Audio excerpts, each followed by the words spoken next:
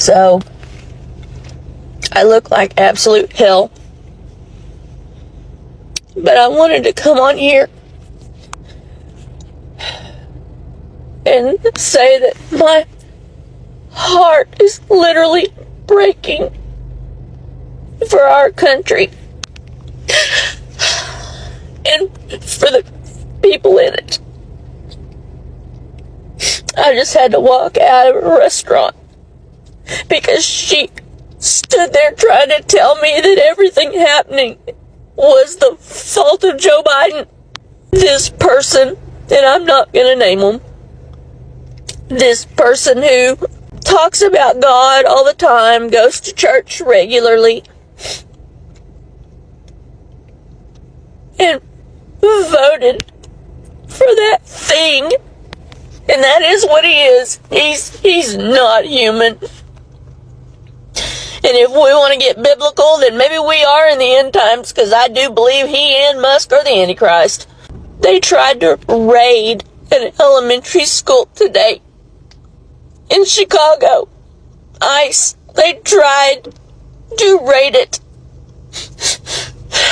Thankfully, the school wouldn't let them come in. But they tried. Those are children. Those are babies. They also have taken down the government website for reproductive rights. That's great. Let's just go ahead. What does it matter? Apparently we don't matter. My children are living in a world with fewer rights than I had. This cannot stand the way it is. We have got to stand together in unity and not back someone who would demand an apology and belittle a bishop for saying nothing more than please have mercy on those who need it. I am so upset. What am I supposed to do with my friends and my family who voted for him, who have put us in this position? They're saying they're going to defund the Department of Education. Well, there goes my job. I'm just a lowly little art teacher. You think they're going to keep art around when it goes back to the states? I work in a little high-poverty rural school. My job won't be there for me. It won't, because that'll be one of the first things they cut when they lose their funding. Oh, I'm sorry. This is a terrible video, and I'm ugly crying on it. But we have got to make some changes, because this is not my America, and he is not my president. This world can't stand the way it is. It can't. So all us little people, we have got to figure it out. We've got to get together, and we've got to stand up for what's right. Because it's coming. It's coming. War is coming. And like I said, I can't talk to my best friend right now because I know that's how she voted. She's been my best friend since 1989. And I can't talk to her. And I got up today and I walked right out of that restaurant. Because she could sit there and tell me that this is the work of Democrats. This is not about that. This is about doing what is decent, about doing what is compassionate, about having some humanity in this world. Do we not think that this world is hard enough? It is hard to live. And it just got exponentially worse. So if anybody's got any advice on how to deal with our MAGA friends and family. I don't know that we should just cut ties. I don't know. We're supposed to be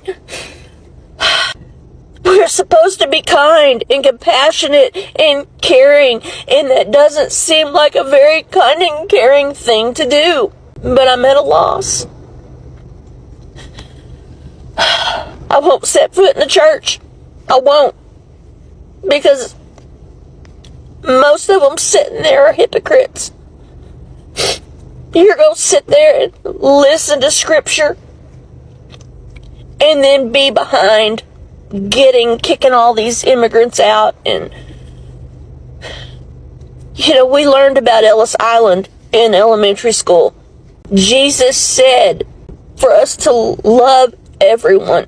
This is not how Jesus would act. So if you're calling yourself a Christian, you need to really sit there and evaluate what you're doing in this world. Because this ain't it. This ain't it. I mean, I didn't think he was going to do all that. I wouldn't have voted for him if I knew he was going to do all that. Are you kidding me? Are you kidding me right now? No. He said he was going to do it. He spent how many years saying he was going to do exactly this? He stood on stage every night for 2 hours at a time. 2 hours at a time. He was dropping a Netflix special every day. Was he reusing material? Yes, because he said he was going to do the same stuff over and over and over again. His biggest fans, his best friends, they wrote a book. They said, not only is he going to do this, we're going to tell him to do this. We're going to tell him to do it on this exact date. It's our little project together. It begins in 2025. And what you say? That feels made up. Nah, you just made that up. I do my own research. You don't do research. You don't do anything. You complain in comment sections. Most of you aren't even real. I can tell. Half of you are AI chatbots trying to get me to click on a sneaky link. No, you're right. The baby said I should just focus on what I can do at home. Yeah, we're going to do that. Fucked around with your vote? Now it's time you found out. Am I the asshole for cutting off my sons financially after they voted for Trump? I, 52 male, have two sons, Isaac, 22 male, and John, 20 male. My wife and I have always leaned left politically, and we've raised our kids to value equality, compassion, and critical thinking. We've had countless family discussions about politics and the impact of policies on people's lives. So you can imagine my shock when I found out after this last election that both of my sons voted for Trump. It came out during a casual family dinner when I asked, "So, who'd you guys vote for?" expecting them to either dodge the question or name one of the candidates aligned with our values. Isaac shrugged and said, "Trump. His policies just make the most sense right now." John chimed in, "Yeah, I mean, he's about protecting the economy. People like us need someone who gets that." I stared at them, stunned. "People like us?" I asked. "Boy, you've never paid for a single tank of gas, let alone rent or tuition. What exactly do you mean by that?" Isaac rolled his eyes. "Dad, I'm studying business. Trump's pro-business. It's not that deep." "It's plenty deep," I snapped. "You're backing someone who's gutted protections for the environment, undermined health care, and actively targeted marginalized communities." John shook his head.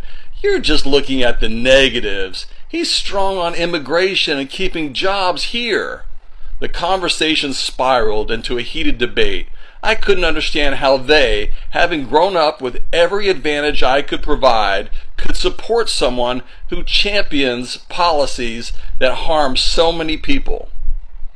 That night I thought about how much my wife and I had sacrificed to give them opportunities. I worked extra hours to cover their tuition so they wouldn't have student loans. I paid for their gas, car insurance, and even groceries. And this is what they choose to do with that privilege? A few days later I told them my decision.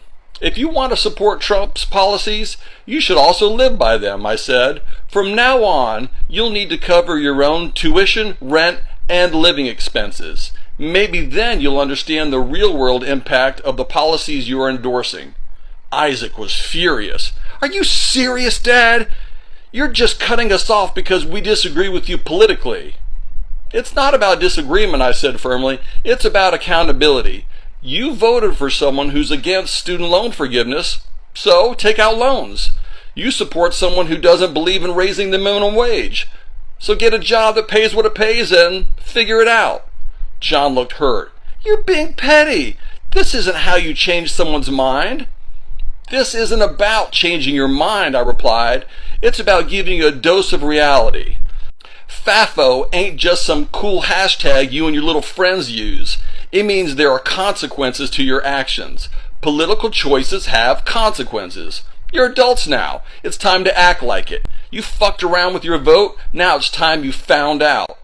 My wife thinks I'm being too harsh. She worries this will damage our relationship with them long term. She said, they're young. They're still figuring out their beliefs. Beliefs have consequences, I told her. They made a choice. Now they'll learn what that choice means. Some of my friends agree with me, saying it's a fair wake-up call.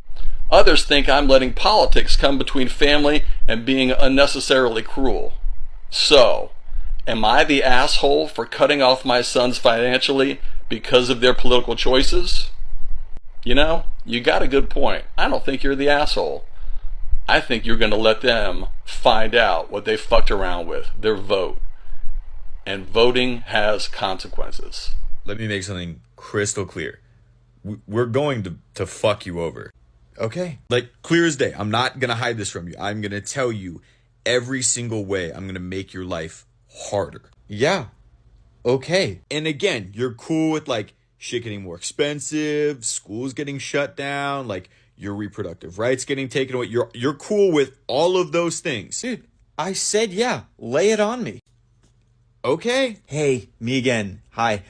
Life is fucking hard, right? Like it is way harder than it was. And you guys said like you were gonna help us out, so I'm curious where that's gonna come in.